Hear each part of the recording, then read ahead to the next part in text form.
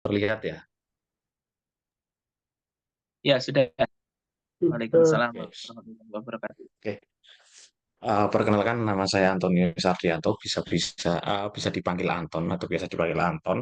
Saya bekerja sebagai full stack developer di sebuah perusahaan dengan nama PT Aino Indonesia yang bergerak di bidang payment solution. Payment solution di sini bukan berarti memberikan pinjaman atau yang lain ya, tidak bergerak di itu. Payment solution ini dimaksudkan adalah seperti payment gateway. Kalau rekan-rekan pernah belanja di Tokopedia atau Shopee, itu kan ada banyak list pembayaran dengan menggunakan credit card, debit card, ataupun menggunakan virtual account ataupun kris ya. Nah, kalau di PTN Indonesia ini sendiri bergeraknya malah lebih ke bidang public transportation, kayak kalau pernah mungkin main ke daerah Banyumas atau ke Jogja, itu kan ada yang namanya Trans Banyumas, Trans Jogja kalau di Jogja, atau ke Surakarta itu juga ada. Nah, di situ teman-teman itu bisa melakukan pembayaran menggunakan QRIS ataupun bisa menggunakan pembayaran melalui kartu mandiri tap cash itu, atau flash atau berisi ataupun e-money. Jadi teman-teman tinggal mengisikan kartu itu dengan saldo melalui ATM bisa, atau melalui Indomaret bisa, nanti bisa digunakan untuk perjalanan menggunakan bis Trans Yogyakarta. Nah, seperti itu. Itu sedikit cerita tentang perusahaan saya. Jadi sebenarnya Mas Rofi ini adalah teman kerja saya dulu juga waktu di Universitas Islam Indonesia. Beliau ada di tim CM, yaitu Human Capital Management, sedangkan saya ada di tim BPM, jadi di Badan Penjaminan Mutu waktu itu di tahun 2020-2021 ya. Terus Pak Rofi ini memutuskan untuk akhirnya mendaftar di Unima Universitas Muhammadiyah Magelang dan menjadi dosen sekarang. Banyak sekali dengan beliau ini kontribusinya. Waktu itu kalau nggak salah masih ngerjain portofolio kan, masih ingat. Iya, benar, Mas Mas. Raffi. Beliau terakhir. Eh, Oh, presensi. Presensi ya terakhir ya itu ya. Masih ingat banget itu masalah UI presensi, dan sekarang sudah dipakai di Universitas Islam Indonesia. Hampir seluruh unit menggunakannya. Nah, itu salah satu kontribusi besar yang dilakukan oleh Pak Rofi. Oke, pada kesempatan malam hari ini saya cukup senang diberi kesempatan sama Mas Rofi atau Pak Rofi untuk sedikit sharing lah terkait masalah roadmap to be a mobile developer. Jadi bagi teman-teman mungkin yang bercita-cita, apalagi yang kuliah di teknik informatika, mungkin ada bayangan, mungkin mau menjadi full stack developer, ataupun mobile developer, ataupun web developer ya. Jadi walaupun sebenarnya banyak ya, sekarang kan di eranya yang digital, di eranya AI gitu kan, banyak sekali kita bisa belajar banyak lah dari internet terkait untuk mengembangkan skill-skill kita.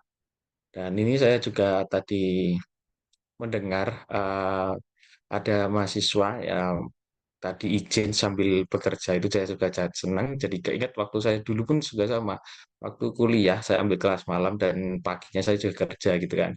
Nah, itu salah satu hal nikmat yang pernah bisa saya apa namanya nikmati, yaitu bisa bekerja sambil kuliah. Jadi selain dapat uang, kita juga dapat ilmu yang dari dua tempat, yaitu dari tempat bekerja dan kuliah seperti itu. Oke, jadi di sini tuh yang kita akan lebih pelajari itu adalah lebih mengenal sih apa itu yang ada di mobile developer. Mungkin teman-teman kan udah punya gadget ya, mobile gadget kayak Android, iOS seperti itu ya, yang biasa teman-teman pakai itu untuk kehidupan sehari-hari seperti komunikasi, WhatsApp, nonton video, ataupun mendengarkan musik. Sekarang bisa diakses dalam satu ponsel seperti itu ya kan. Di dalam ponsel tersebut maupun Android ataupun iOS atau iPhone itu kan banyak sekali sebenarnya aplikasi-aplikasi yang bisa yang biasa dipakai kayak Spotify untuk mendengarkan lagu, terus ada YouTube, walaupun sekarang juga ada YouTube musik juga. Terus ada yang namanya Facebook, Messenger untuk chatting, WhatsApp juga untuk chatting, ada Instagram bagi teman-teman yang sering mungkin ada curhatan atau posting foto-foto keluarga yang sering diposting, ataupun foto kalian habis makan seperti, atau kalian waktu jalan-jalan itu. Dan masih banyak lagi juga aplikasi-aplikasi yang membantu, yang bisa memudahkan kehidupan teman-teman sekalian, itu juga dengan saya gitu kan, membuat hidup kita lebih produktif dan lebih mudah lebih tepatnya dalam mengerjakan sebuah tugas atau mengerjakan sebuah pekerjaan. Apalagi di era yang sekarang ini yang sudah ada AI, jadi mudah. Kita tinggal tanyalah ke Gemini, Gemininya Google ya, AI-nya Google ataupun ke ChatGPT gitu ya, OpenAI gitu kan tinggal tanya. Sekelas tugas dulu itu kan agak sulit kita untuk kadang cari di internet belum ketemu. Sekarang enak sekali bikin bab satu, misal kalau skripsi tinggal tanya udah ChatGPT ataupun Google Gemini itu enak banget. Tinggal kita menggunakan apa yang namanya inisiatif kita agar dia tidak terlalu jiplak, tidak terlalu persis dengan itu. Tinggal kita modifikasi, tapi maknanya sama. Dan untuk belajar sekarang tuh sekarang lebih mudah. Oke, kembali ke topik terkait mobile developer. Mobile developer itu adalah seseorang yang membuat software khusus untuk mobile, yaitu karena perangkat mobile yang biasa dipakai oleh kita sehari-hari itu adalah Android dan iPhone miliknya Apple ya. Jadi dia itu pakai sistem operasinya iOS. Jadi kebanyakan dari kita memang pasar itu lebih banyak menggunakan Android dan iPhone. Nah, sebenarnya nggak cuma ada Android ataupun iOS saja. Dulu itu ada Nokia itu juga merilis mobilenya itu dengan nama uh, apa namanya Windows Phone. Kalau pernah dengar itu lahir di tahun sekitar 2015, 2016, 2017. Yang akhirnya mau nggak mau Nokia pun harus terjun ke Android. Terus sebelum masa panjang ada yang namanya Android, ada iOS, ada Black. Dulu kalau pernah dengar BlackBerry, terus ada yang namanya HP Nokia 9, Sony Ericsson Java, itu juga kita sebut sebagai mobile, ya kan? Terus apa di dalamnya juga sama, ada aplikasi-aplikasi juga yang dibuat oleh developer seperti itu. Dari perusahaan Gameloft, ada orang membuat game untuk mobile di Java, di ini di OS Java, di Java, terus ada yang buat untuk game di Android, nah, seperti itu. Oke, selanjutnya adalah kalau sekarang di era sekarang itu kan kebanyakan adalah kita menggunakan Android dan iPhone. Jadi orang itu sudah mulai lebih terkerucut dalam melakukan developing. Sekarang kebanyakan aplikasi itu dibagi menjadi dua, yaitu web program, web berbasis web dan berbasis mobile. Sedangkan untuk berbasis desktop seperti yang di laptop ataupun di komputer itu sudah mulai berkurang. Jadi sudah Ah, banyak mulai ditinggalkan seperti itu. ini slide-nya jalan nggak ya? Masih pembukaan baru nanti tak jalankan dulu. Ya, saya kira udah jalan tapi di sini masih tetap iya Mas. Belum, belum. Oke. Eh, nah lupa ini ya. Nah, itulah yang terkait dengan namanya mobile development ya.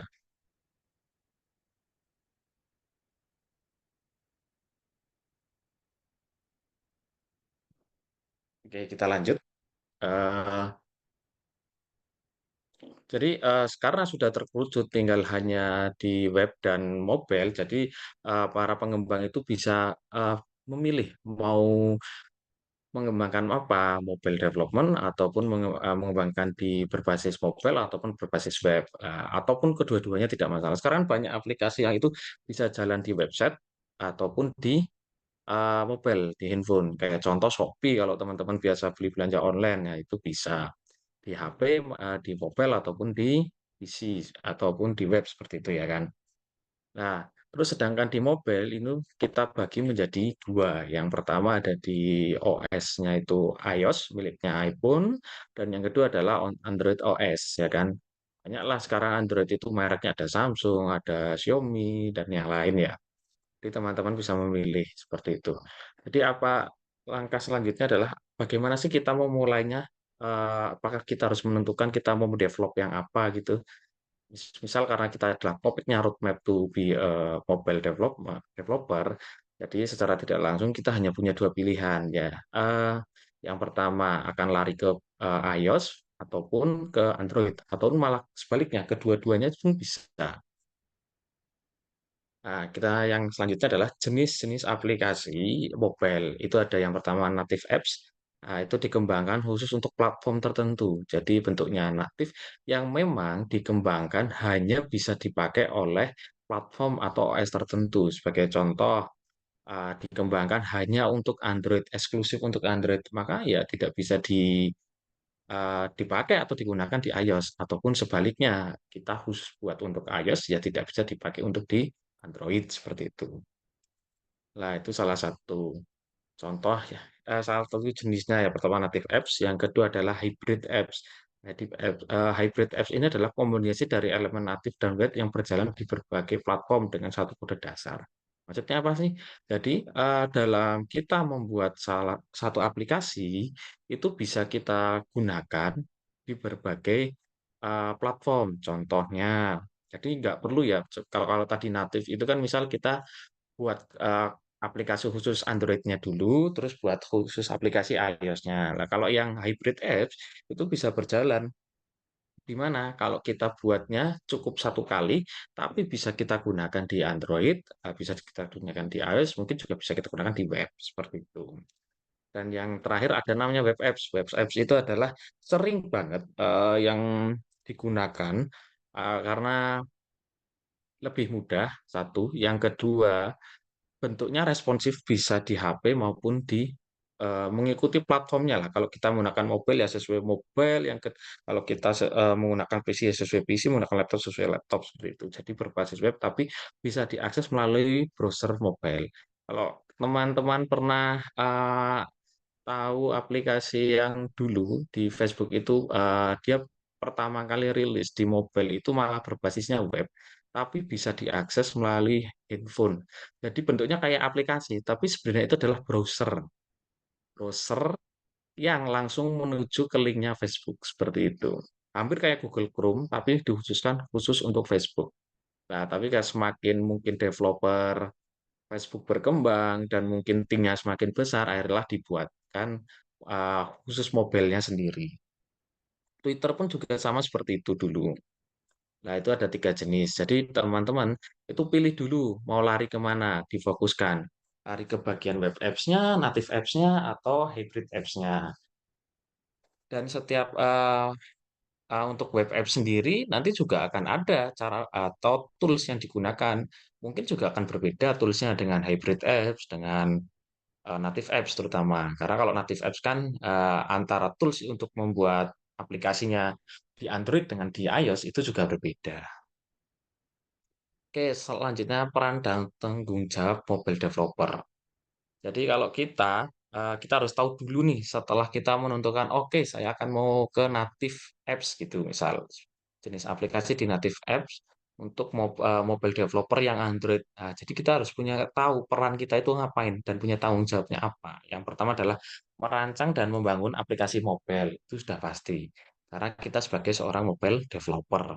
Jadi mau nggak mau ya kita harus paham bagaimana cara merancang aplikasi, terus membangun aplikasi, seperti itu. Bagaimana sih aplikasi ini bisa digunakan oleh orang lain, membantu orang lain, seperti itu. Contoh yang simpel aja lah, WhatsApp itu kan dibangun, untuk memudahkan kita dalam melakukan komunikasi, ya. Walaupun sebenarnya aplikasi chatting itu dari dulu udah ada ya, ada BBM, ada SMS ya kan. Dulu di era SMS kita harus selalu ngisi pulsa ya. Nanti kalau, ngirim dari kartu Tri, SMS dari kartu Tri ke provider lain itu mungkin kenakan cas biaya. Lah dari situ tumbuh bagaimana sih cara kita tanpa harus membedakan harga dari kita kirim ke sana dan ke sini. Lah itu dibangunlah email. Email juga salah satu aplikasi chatting gitu, tapi berbentuk surat seperti itu sebenarnya. Hanya saja, email kan terlihat lebih formal ya untuk menggantikan surat dan telegram pada waktu itu.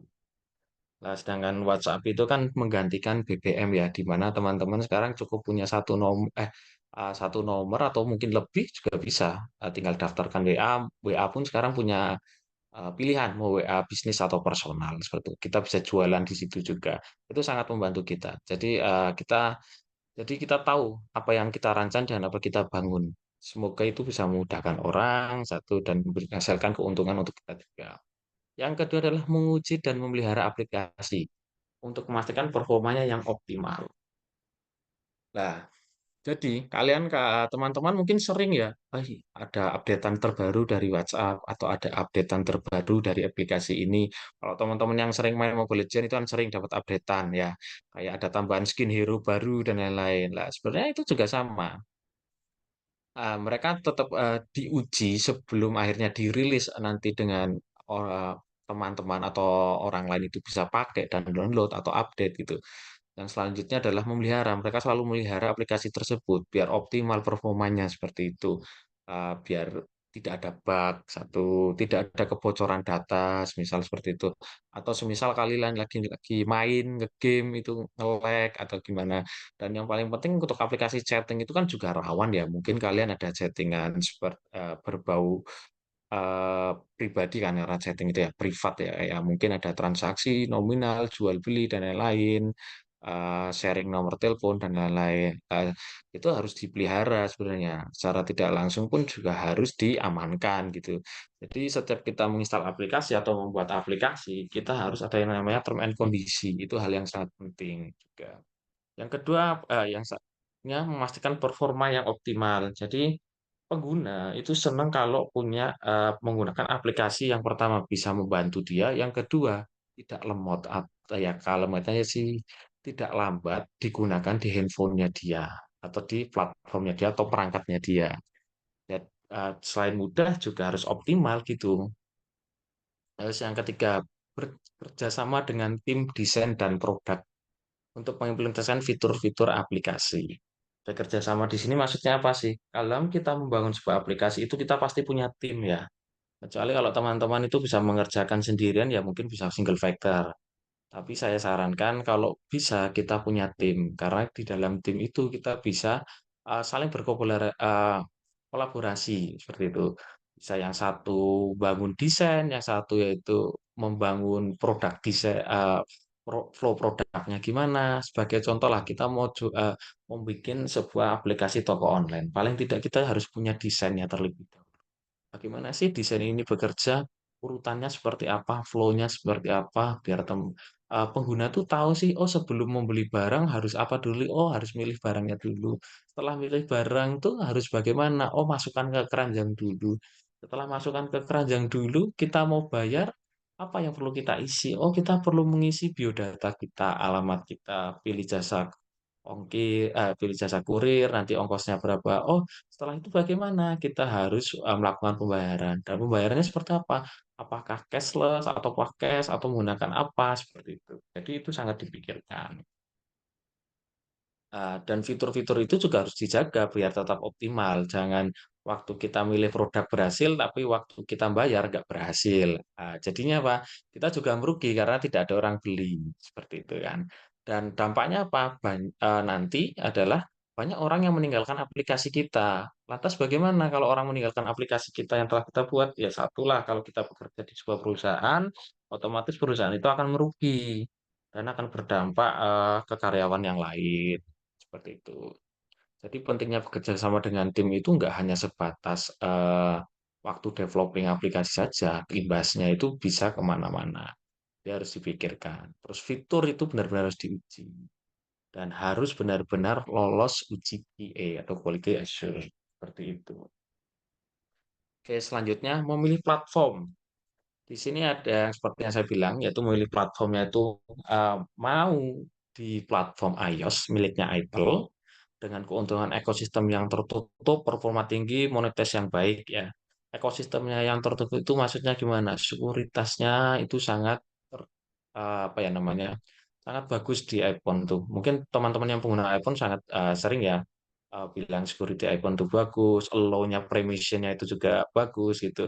Karena apa? Di situ selain sebenarnya semakin tinggi sekuritasnya itu juga semakin merumitkan pengguna. Sebenarnya seperti itu. Tapi apa? Membuat pengguna itu merasa nyaman juga karena datanya itu terlindungi seperti itu. Dari kita itu sekarang mulai banyak menyimpan data-data itu di handphone seperti contoh ya nomor rekening itu juga ada di handphone. Terus yang kedua adalah kata sandi, mungkin kalau kita sering pelupa gitu kan.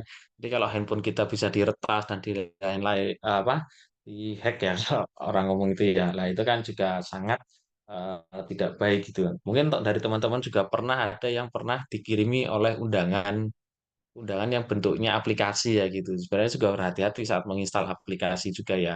Jangan apa-apa diinstal lo, diperhatikan dulu apakah aplikasi itu sesuai atau tidak, seperti itu, sesuai yang diinginkan atau tidak. Karena itu juga berbahaya untuk kita gitu. Nah, itu salah satu keuntungan dari menggunakan iOS. Performanya tinggi ya. Banyak mengatakan performa dari Apple atau iOS ini bagus dan banyak juga teman-teman yang pakai mungkin. eh, jadi sangat membantu banget karena kalau dari segi kita ngobrol dari segi device itu sangat berpengaruh dengan aplikasi. Jika device-nya itu RAM-nya 512 katakanlah, sedangkan aplikasi yang kita buat itu bisa berjalannya minimal di RAM 1 GB, lantas bagaimana dengan mereka yang yang memiliki device dengan kapasitas RAM hanya 512 MB saja. Dan besar aplikasi yang kita buat, semisal itu adalah katakanlah 20 MB gitu ya. Nah, sedangkan dia makan untuk apa nyimpen data-datanya itu bisa sampai 20-an giga. Itu juga harus dipikirkan ya saat membuat sebuah aplikasi. Terus selanjutnya adalah kekurangan yang terbatas pada perangkat Apple. Ya, memang benar. Jadi kalau kita mau buat aplikasi untuk Apple atau iOS hanya sebatas untuk yang perangkat Apple aja yang diproduksi oleh Apple. Yang saja adalah lebih ketat dalam persyaratan App Store. Jadi teman-teman itu kalau berhasil membuat aplikasi, nanti teman-teman itu bisa diupload ke namanya App Store. Kalau di Android itu kan Play Store ya, kalau di Apple itu App Store. Nah itu juga ada. Kita ngupload itu nggak semena-mena harus langsung upload jadi gitu, atau kita jualan di App Store-nya juga bisa sebenarnya ya. Nah aplikasi kita upload di sana lah. Itu sebenarnya juga ada yang namanya persyaratan-persyaratan yang harus dipenuhi. Ada uji apa ujiannya. Jika memang tidak lolos ya kan tidak dianggap lolos karena kenapa tanggung jawab dari App Store-nya atau Apple-nya juga sangat tinggi kepada konsumen seperti itu. Ternyata kalau aplikasi ini mengandung pencurian data. Sekarang banyak marak banget kan ya aplikasi yang dikirim melalui WA, di-download ternyata ini bisa bobol nomor rekening kita, mobil kita lah ibaratnya, mobil banking kita. Itu kan sangat rawan. Jadi hati-hati. Nah, jadi sebenarnya kalau ketat dalam persyaratan ya memang bisa masuk ke kekurangan juga bisa masuk ke dalam keuntungan. Tergantung bagaimana kita menyikapinya. Oke, selanjutnya adalah Android ya. Android itu dibuat pertama kali oleh Google sebenarnya ya. Asal perusahaan raksasa mungkin yang salah ya kan. Dia udah itu ini produknya namanya Google Phone dan lain-lain. Nah, itu kita kita mengerti bahwa kalau tanya aja ke Mbak Google gitu kan biasanya teman-teman. Nah, keuntungannya apa sih kalau di Android ya? Basis penggunanya besar, banyak orang yang pakai karena mungkin harga terjangkau. Sebenarnya bukan masalah harganya yang terjangkau sih kalau di masalah Android-nya, tapi karena pengoperasiannya yang mudah seperti itu. Yang kedua adalah lebih fleksibel, kompatibilitas yang luas ya karena sebenarnya basic si Android ini dibuat dari layarnya si Linux atau Unix ya kan. Jadi yang memang bersifatnya open source, siapapun boleh mengembangkan. Tapi sebenarnya dari Google itu juga memiliki lisensi bagi teman-teman yang ingin menggunakan atau mengembangkan platformnya seperti itu. Ya, kekurangannya adalah fragmentasi perangkat dan potensi masalah keamanan. Ya, karena yang berbau open source itu nggak selalu aman gitu ya. Karena ada orang yang bisa kontribusi, satu bisa orang yang bisa mengembangkan, bukan dikembangkan oleh perusahaan itu sendiri. Beda dengan yang namanya Apple tadi. Apple itu tidak dibuat free dan open source. Karena apa? Ya karena mau nggak mau ya hanya perusahaan itu yang bisa mengembangkan. Orang lain yang bukan dari perusahaan tersebut juga tidak bisa mengembangkan. Nah, maka dari situ kenapa butuh persyaratan yang ketat kalau kita harus membuat aplikasi yang berada di platformnya iOS. Oke, selanjutnya ada di cross platform. Cross platform itu adalah jadi kalau kita bikin satu aplikasi itu bisa digunakan di iOS maupun di Android ya. Keuntungannya apa sih? Ya, keuntungannya kita tinggal buat satu aplikasi untuk banyak platform, bisa di web, bisa di Android, bisa di iOS, bisa. Terus yang paling jelas adalah efisien pengembangan. Kenapa efisiensi pengembangannya? Ya karena kita nggak perlu bikin misal kalau yang tadi ya, yang di khusus Android sendiri, khusus iOS sendiri ya, bukan yang cross platform kan, kita ibaratnya kita harus belajar dulu bagaimana struktur yang Android dulu. Oke, nanti setelah selesai kita baru buat yang khusus yang iOS seperti itu. Nah, itu kan akan merepotkan ya. Tapi bagi teman-teman yang ingin bisa di dua platform tersebut ya saya sarankan menggunakan cross platform, ambil yang cross platform. Hanya saja biasanya kekurangannya adalah kinerja itu tidak seoptimal. Ketergantungan pada kerangka kerja atau framework-nya. Apakah framework-nya itu bisa berjalan di operasi sistemnya iOS ataupun di yang Android seperti itu. Pasti ada kan kekurangannya karena misal ya sebagai contoh di aplikasi yang dibuat di dalam Android-nya bisa diklik tombolnya, tapi di iOS-nya nggak bisa. Nah, seperti itu sering ditemui di aplikasi yang cross platform. Selanjutnya adalah pilihan bahasa pemrograman. Jadi, yang harus ditekuni adalah mana sih yang harus kalau kita mau mendevelop apa menjadi mobile developer, kita juga harus tahu nih, apa yang harus bahasa apa yang mau kita pakai ya. Kalau kita mau mengembangkan iOS ya kita bisa pakai bahasa Swift atau Objective-C yang memang sudah disiapkan dari iOS-nya sendiri. Yang saya tahu ya kalau kita mau mengembangkan iOS paling nggak modal yang kita gunakan ya lumayan. Kita harus mau pakai laptop yang Mac ya karena yang dari Apple juga gitu loh. Kalau kita menggunakan yang laptop Windows atau Linux sepertinya nggak mau. Yang kedua ada Android, itu bisa menggunakan bahasa Kotlin ataupun Java. Ya, serah kedua bahasa itu juga sama-sama disupport oleh Google, oleh Android. Jadi, tapi kebanyakan sekarang developer sudah beralih dari Java ke Kotlin gitu ya. Kalau Java itu kan sebenarnya tidak disupport oleh langsung Google, tapi disupportnya oleh Oracle. Jadi kalau teman-teman udah tak pernah belajar bahasa Java, di Java version 11 ke atas, itu sudah dibeli Oracle lisensinya. Jadi kalau kita menggunakannya untuk ke production atau launching fitur rilis seperti itu, ya kita harus bayar lisensinya ke Oracle.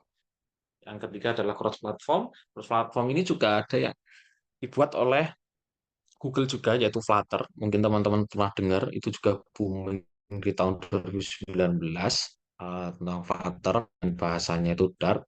Terus ada React Native yaitu frameworknya JavaScript. Kalau teman-teman pernah belajar JavaScript yaitu dibuat pakai React Native juga. React Native ini juga sama, dia mengambil natifnya dari setiap iOS ataupun Android-nya. Jadi berdiri di atas layar natif platform iOS maupun Android.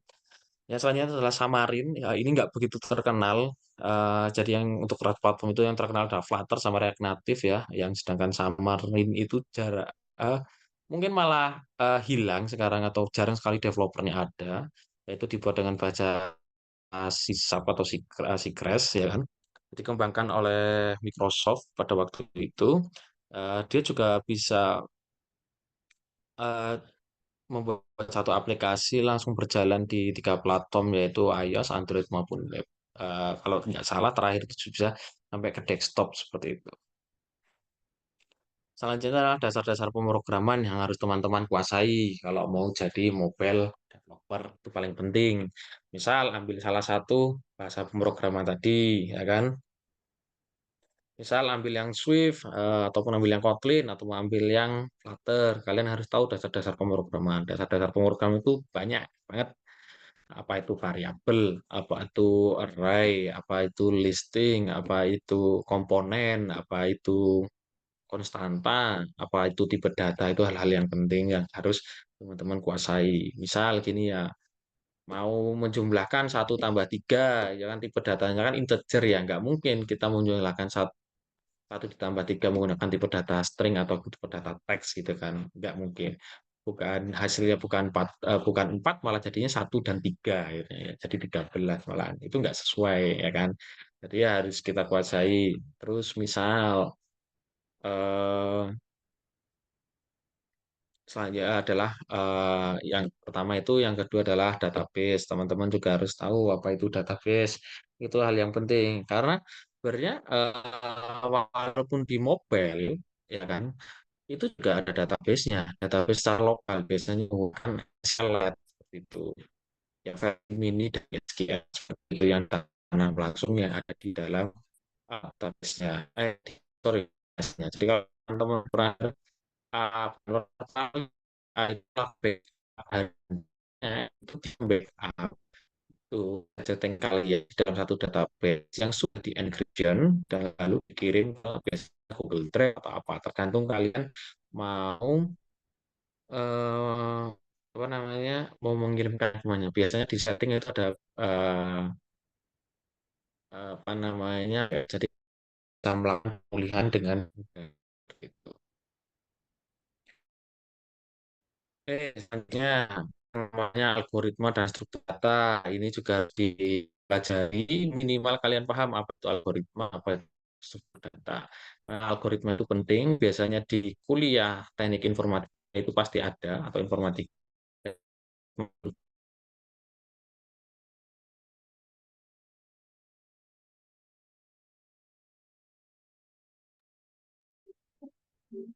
Sepertinya kendala jaringan ya, Mas. Halo, ya, masuk lagi. Masuk ya. Suara saya terdengar. Oke. Ya, kita lanjut lagi. Sorry tadi terputus ya. Ya, ini yang harus kita tahu adalah algoritma dan struktur data. Pasti teman-teman yang kuliah itu pasti dapat namanya algoritma dan struktur data, yaitu pemahaman dasar tentang algoritma ya. Algoritma itu bagi saya pribadi itu kan kalau pengertian adalah bagaimana cara menyelesaikan atau tahapan-tahapan menyelesaikan sebuah masalah ya. Tapi ya kalau secara ininya sih saya menganggap adalah seninya dalam berpikir untuk menyelesaikan masalah. Jadi misal contoh algoritma sorting, searching, ya itu kan ada metode-metode yang atau tahapan-tahapan yang dilalui. Misal mau melakukan sorting, itu gimana sih? Oh, kita harus mencocokkan. Misal sorting angka gitu ya. Nah, dari terkecil menjadi terbesar. Nah, itu misal angkanya acak 5, 4, 3, 2, 1. Sorry, 5, 3, 4, eh, 1, 2 misalnya. Kita harus saling cocokkan. Kita ambil dulu nilai terkecilnya, diurutkan seperti itu melalui seleksi. Apakah nilai 5 lebih kecil dari 4 atau apa dan bagaimana seperti itu. Searching itu juga sama kumpulan data atau kata-kata yang bisa kita searching, apakah di setiap baris atau paragraf kata itu mengandung apa yang kita searching seperti itu. Itu ada algoritmanya dan tahapan-tahapannya. Ya, dan selanjutnya adalah struktur data seperti array itu apa, linked list itu apa, stack queue itu seperti apa. Kalau queue sendiri sebenarnya adalah antrian. Antrian itu bisa dianggapkan bahwasanya first in first out juga bisa seperti itu ya. Jadi apa yang pertama kali masuk, lah itu nanti yang pertama kali keluar juga. Tapi tergantung juga antrian itu pasti melakukannya seperti itu. Terus ada yang namanya juga sinkronus, asinkronus itu teman-teman juga harus belajar. Itulah hal-hal penting eh, yang bisa harus dipelajari teman-teman minimal kuasailah. Yang selanjutnya adalah konsep pemrograman berorientasi objek. Mungkin ini juga didapat di kuliah, konsep dari OOP itu apa ya? Kalau bahasa Indonesianya ya kita sebut PPO, pemrograman berbasis objek. Kalau ya bahasa Inggrisnya OOP, Object Oriented Programming seperti itu. Itu kan ada kelas, ada objek, nanti ada punya sifat, punya apa namanya inherit dan Morpheus Collapsing dan Abstraction itu berjalannya seperti apa, terus kegunaannya apa, teman-teman juga harus tahu gitu loh. Karena ini memang dipakai untuk sebagai mobile developer. Sebenarnya nggak cuma mobile developer lah. Kalau kalian ingin menjadi developer web atau mobile desktop ataupun menjadi developer mobile juga itu harus tahu kelas itu apa, objek itu apa, inherit itu apa, polymorphism apa, encapsulation apa, abstraction apa gitu. Karena ini penting gitu. Kenapa disebut karena dikatakan penting? Karena kesehariannya memang kita menggunakan itu gitu loh. Misal objek itu menyimpan apa, di dalam objek itu punya fungsi apa, objek itu punya turunan apa, objek itu punya sifat apa. Oh, misal di dalam objek itu punya 5 function, tapi ada function atau metode yang bersifatnya privat, ada yang sifatnya protected, ada yang bersifatnya publik. Oh, kalau publik boleh diakses oleh kelas lainnya. Nah, sedangkan yang privat tidak boleh diakses dari luar kelas atau protected, oh boleh diakses oleh kelas itu sendiri ataupun kelas turunannya. Inherited itu apa? Pewarisan. Oh, pewarisan berarti kelas ini punya induk dan anak yang bisa saling berkomunikasi. Abstraction yaitu kelas-kelas yang nggak bisa jadi objek, misalnya seperti itu. Dalam kelas ada kelas juga seperti itu juga bisa dilakukan. Nah, itu adalah konsep pemrograman. Nah, jadi bagi teman-teman yang ingin memang berkecimpung dunia mobile programming ya sebagai mobile developer ya saya sarankan seperti itu. Yang pertama adalah belajar pilih dulu kembangkan. Oh, saya bercita-cita menjadi mobile developer. Oke, mobile developer apa? Oh, saya ingin yang Android saja. Oke, berarti Android itu punya bahasa pemrograman apa? Oh, Kotlin dan Java. Ya sudah, pilih antara Kotlin atau Java. Kalau kedua-duanya boleh nggak? Boleh-boleh saja, sah-sah saja. Karena dunia industri sekarang tuh nggak kayak dulu yang orang itu spesialis satu gitu ya, di satu bidang di bisa Android. Oke, kita cari. Sekarang dunia industri sekarang, IT sekarang mau nggak mau teman-teman itu harus berkembang. Berkembangnya gimana sih? Ya kalian harus bisa. Kalau ada lowongan sekarang tuh nggak cuman masalah, Mas bisa mobile, cuman hanya tertera mobile. Mobilenya itu nanti apa? Mau iOS atau Android, ya teman-teman harus bisa. Makanya teman-teman harus berkembang. Gitu. Selanjutnya adalah itu yang kedua kuasai bahasa pemrogramannya. Pertama, kalau kalian memilih Android, ya udah pilih salah satu mau Java ataupun Kotlin, mereka juga tetap ada pasarnya. Itu. Dan nggak ada perbedaan. Sebenarnya kedua bahasa itu flow-nya hampir sama. Yang membedakan adalah cara penulisan, pemanggilan functionnya, seperti itu. Jadi bagi teman-teman, itu kalau untuk belajar bahasa pemrograman, pelajari flow-nya saja. Flow membuat aplikasi toko online dengan bahasa eh, eh, Kotlin ataupun Java, itu flow-nya tetap akan sama. Yang membedakan hanyalah cara bagaimana kita melakukan pengkodingan dengan sesuai bahasanya, pemanggilan fungsinya, membuat kelasnya, membuat pewarisan kelasnya, seperti itu. Selanjutnya yaitu adalah gunakan apa namanya gunakan aplikasi uji aplikasi yang kalian buat teman-teman. Kalau setiap kalian sudah berhasil nih buat satu aplikasi, eh, ya sudah. Saran saya ya ini diuji, lemparkan ke teman-teman untuk bisa nguji. Kalau kalian punya teman, coba dong uji tentang aplikasi ini gimana hasilnya, membantu atau tidak seperti itu. Kalau sudah membantu, oh, ya otomatis nanti akan ini ya, akan berdampak juga untuk orang lain dan kita gitu.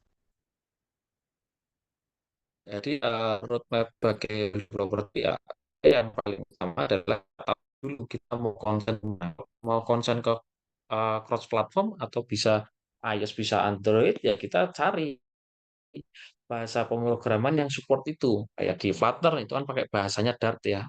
Flutternya itu ada frameworknya kerangka kerjanya bahasanya itu Dart gitu.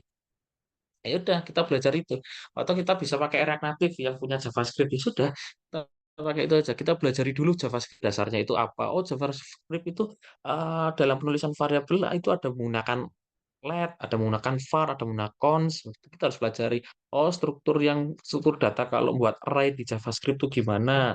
Terus bagaimana sih kalau kita buat kue dan lain-lain ya antrian gitu ya maksudnya ya. Terus gimana sih cara pengoperasian JavaScript itu. Nah, itu harus kita pelajari. Karena apa? Karena kita mau terjunnya di bagian cross platform dengan bahasa JavaScript seperti itu. Jadi dasarnya itu perlu dikuatkan. Yang pertama, yang kedua ya ini terus belajar gitu. Karena dunia itu selalu berkembang. Oh, sekarang di eranya namanya AI ya, itu ya.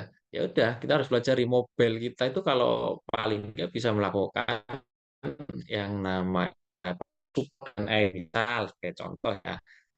eh, belum lama waktu itu tuh saya ngobrol dengan teman-teman saya, bisa nggak sih WhatsApp itu kita buatkan automation kayak chatbot gitu. Misalnya ya, "Hei, nama apa?" Nah, asisten dari Anton atau Mas Anton gitu, ada yang bisa dibantu, aplikasinya untuk webinar atau ya, seperti itu. Misal contoh ada di jadwalnya. Lah, kita koordinasi dengan namanya AI gitu loh. Jadi mungkin bisa menggantikan itu terbesit dan bisa menggantikan teman CS bisa juga menggantikan tidak menggantikan lah lebih tepatnya ya, tapi lebih memudahkan teman-teman CS gitu loh, customer service ya.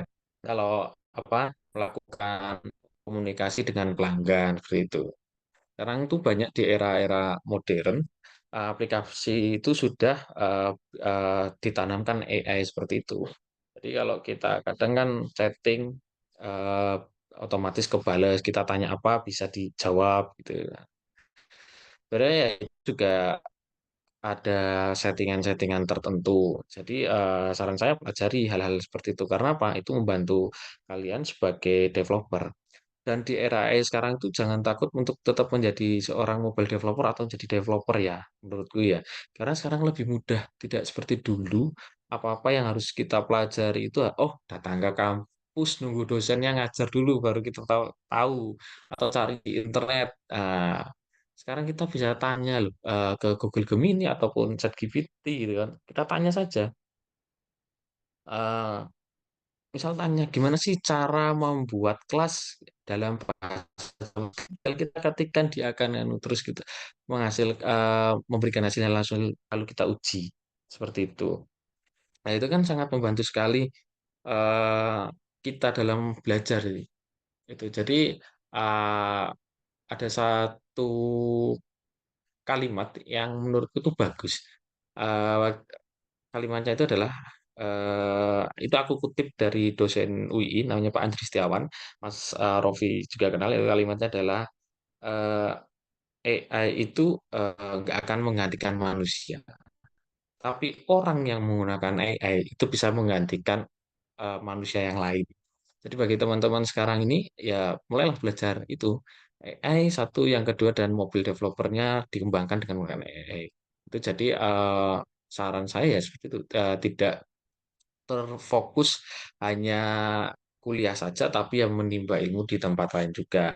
Misal kayak magang gitu kan enak ya, magang di kantor-kantor yang memang, startup lah katakanlah gitu ya, misal ya. Nggak harus gede kayak Tokopedia, itu agak sulit juga ya kalau teman-teman mau magang di situ kan, ada seleksinya. Paling nggak kita tahu apa yang dikerjakan, bagaimana cara bela sorry, bagaimana cara melakukan developing-nya, bagaimana cara rilis aplikasi yang benar itu seperti apa, dan bagaimana sih cara ngoding aplikasi yang sesuai gitu, yang ada standarisasinya. Ngoding itu nggak hanya sekedar kita bikin teks terus running jalan, enggak, tapi kita juga harus yang namanya, rapi, satu, mudah dipahami, dua, yang ketiga adalah orang lain juga minimal kalau kita melakukan handover, misalnya kita keterima di perusahaan A, terus kita mau pindah ke perusahaan B, paling tidak developer lah, yang menggantikan kita itu bisa membacanya. Yang keempat adalah dokumentasi. Dokumentasi itu penting. Kenapa saya sebut dokumentasi penting? Apa?